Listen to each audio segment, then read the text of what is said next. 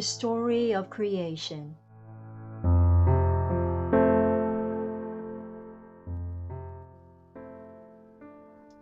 In the beginning, when God created the universe, the earth was formless and desolate. The raging ocean that covered everything was engulfed in total darkness, and the Spirit of God was moving over the water.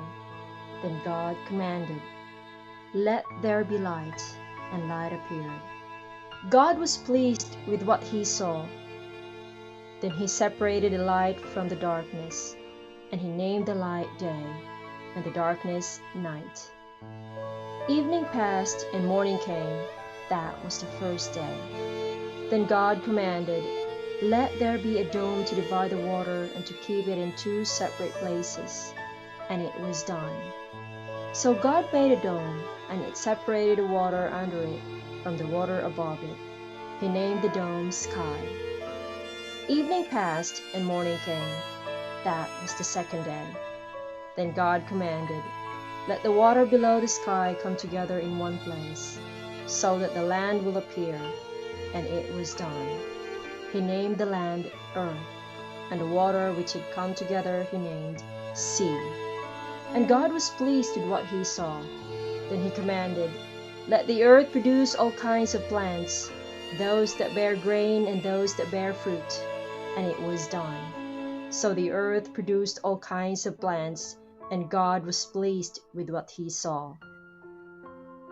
Evening passed and morning came. That was the third day. Then God commanded, "Let lights appear in the sky to separate day from night, and to show the time when days, years, and religious festivals begin. They will shine in the sky to give light to the earth." And it was done. So God made the two larger lights, the sun to rule over the day, and the moon to rule over the night. He also made the stars. He placed the lights in the sky to shine on the earth, to rule over the day and the night, and to separate light from darkness. And God was pleased with what he saw. Evening passed and morning came. That was the fourth day. Then God commanded, "Let the water be filled with many kinds of living beings, and let the air be filled with birds." So God created the great sea monsters, all kinds of creatures that live in the water, and all kinds of birds. And God was pleased with what he saw.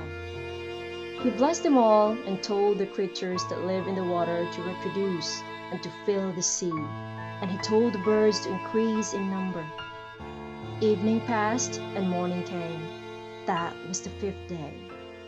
Then God commanded, "Let the earth produce all kinds of animal life, domestic and wild, large and small." And it was done. So God made them all, and he was pleased with what he saw. Then God said, "And now we will make human beings. They will be like us and resemble us. They will have power over the fish, the birds, and all animals, domestic and wild, large and small." So God created human beings, making them to be like himself.